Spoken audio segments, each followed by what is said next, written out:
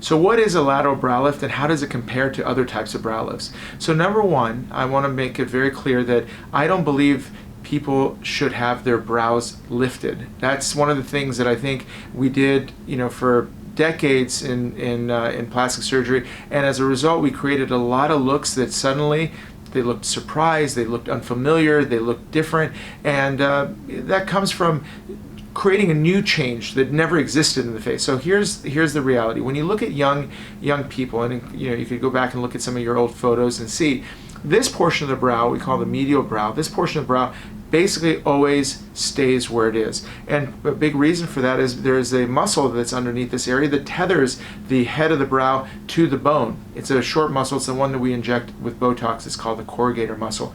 And that region has a muscle that kind of goes all the way out to the mid portion of the brow. So it basically holds the brow into position by aligning it with wherever it attaches to the bone.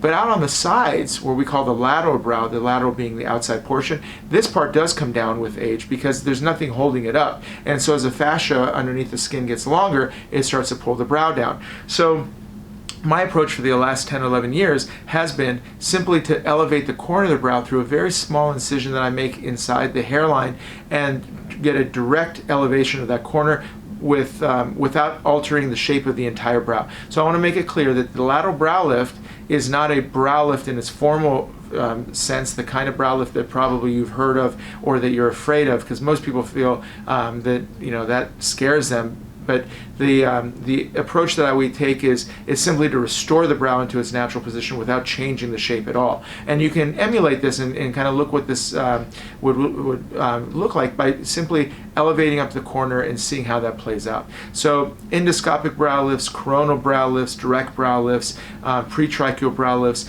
many of these techniques are much more involved in terms of how they disrupt the tissues by putting it back, so as a result things get moved and shifted in places they've never been before. And our procedure, the lateral brow lift, is a very specific target towards the changes that occur with aging, which I think is the name of the game.